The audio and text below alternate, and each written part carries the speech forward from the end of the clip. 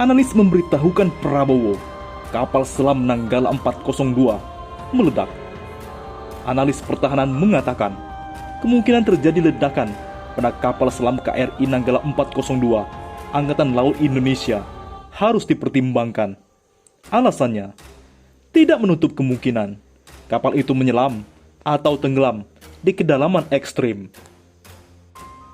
Colin Koh, seorang peneliti di Institute for Defense and Strategic Studies di bawah S. Rajatnam School of International Studies di Singapura, menyampaikan analisis tersebut. Kemungkinan jatuh di bawah kedalaman penyelaman maksimum sehingga menyebabkan ledakan kapal selam harus dipertimbangkan, kata Colin Koh. Karena kapal tipe 209 buatan Jerman itu bersama 53 awaknya hilang kontak di perairan Bali sejak hari Rabu dini hari.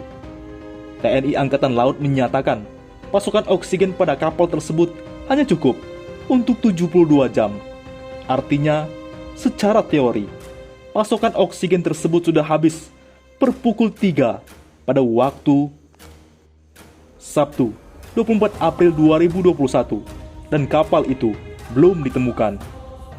Jika kapal selam berada di palung laut 700 meter, itu akan sulit bertahan karena tekanan bawah air akan menyebabkan retak dan pecahnya lambung baja.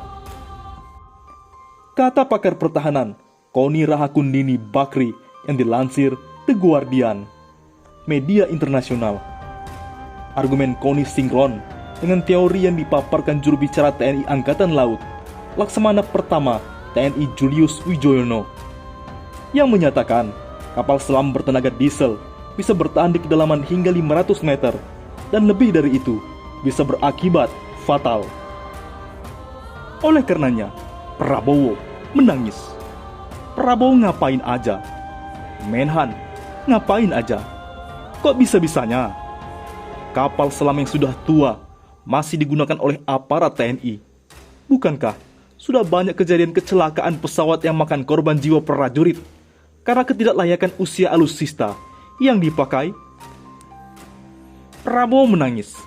Seharusnya Menhan paham hal ini, karena dalam debat Pilpres kemarin, Menhan sudah banyak mewanti-wanti bagaimana kesiapan alutsista kita yang sangat minim dan usianya pun lebih dari 30 tahun.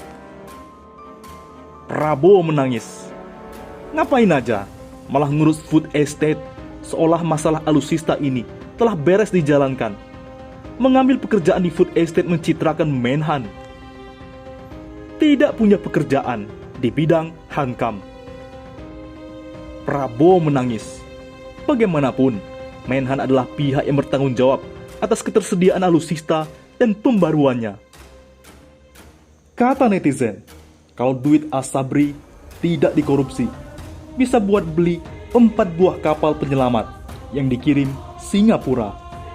Singapura turun membantu Indonesia dalam usaha penyelamatan kapal selam KRI Nanggala 402 beserta 53 awaknya yang hilang kontak sejak Rabu 21 April. Angkatan Laut Singapura langsung mengirim kapal penyelamat namanya MV Swift Rescue, kapal khusus. Misi pendukung dan penyelamatan kapal selam itu telah bertolak dari pangkalannya di Tanah Merah Singapura menuju perairan Bali pada Rabu sore. Nah, ini yang penting didengar Prabowo dan juga Jokowi. MV Swift Rescue dilengkapi kemampuan Submarine Escape and Rescue atau SMER, kapal yang dibuat dan dioperasikan ST Marine, anak perusahaan Singapura Teknologi Engineering. Ini seharga 400 juta dolar atau setara 5,8 triliun rupiah. Harga kapal penyelamat dari Singapura ini sekitar 5,8 triliun. Kalau duit Asabri yang dikorupsi sejak sekitar 23,7 triliun tidak dikorupsi, kita bisa beli 4 kapal seperti ini. Belum lagi kalau pakai duit Jiwasraya. Itu kalau tidak dikorupsi ya. Makanya pelaku korupsi Asabri Heru Hidayat bisa beli kapal sampai 20 buah termasuk kapal pengangkut LNG terbesar di republik ini. Ngeri, ngeri kan kelakuan koruptor zaman now. Tapi sayangnya, rakyat masih ketipu dengan partai juara korupsi. Rakyat kita masih banyak yang dibodohi, gampang ditipu, tidak bisa berpikir sejauh itu. Mereka pikir korupsi itu tidak mempengaruhi kehidupan mereka. Makanya, partai yang paling banyak korupsinya malah banyak yang dipilih. Prabowo menangis mendengar pernyataan mantan KKM KRI Nanggala. Yang heran, KKM tidak putuskan embus saat diduga mati listrik.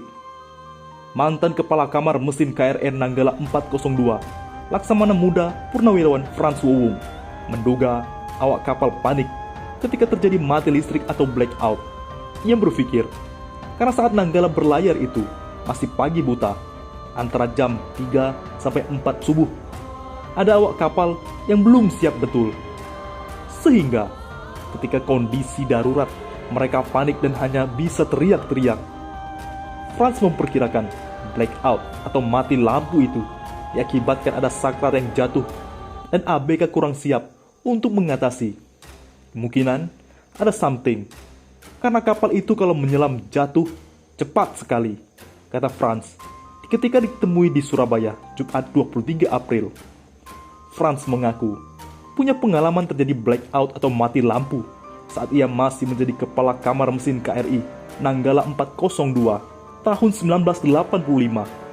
Ketika kapal menuju ke kedalaman 50 meter, ujar dia, tiba-tiba listrik mati, padam, sehingga suasananya gelap gulita. Frans dengan cepat menekan tombol lampu darurat. Para ABK pun sigap menyalakan senter di sakunya masing-masing. Sehingga dengan cepat, kata Frans, problem blackout ditemukan, yakni ada yang saklar jatuh. Saya menduga, dalam kasus hilangnya KRI Nanggala ini, blackout terjadi karena saklar jatuh dan awak kapal tak bisa segera menemukan, kata dia. Menurut dia, dalam kondisi kapal baru menyelam, lalu terjadi kerusakan pada sistem kelistrikan, Kepala Kamar Mesin dapat mengambil keputusan menghembuskan udara lantaran motor penggerak sudah mati. Kapal pasti timbul, dan ketika mencari daya apung positif lagi. Frans berujar, Kepala Kamar Mesin KRI Nanggala dapat mengambil keputusan cepat karena tombol untuk menghembuskan udara berada dalam biliknya. Kepala Kamar Mesin masih ada di biliknya dan urut-urutan menghembuskan kapal sudah ada. Buka udara tekanan tinggi di situ tempatnya. Kenapa tak langsung saja dihembus? Analisa saya, kenapa itu tak dilakukan? Bisa saja KKM kecapean, ujar Frans. Kata netizen, tahun 1985 sudah bermasalah. 26 tahun kemudian, makin tambah banyak masalah. Jadi kecil kemungkinan saklar jatuh karena itu sudah pasti. Sudah diantisipasi berdasar kejadian sebelumnya. Dan pasti awak sudah paham betul cara atasi.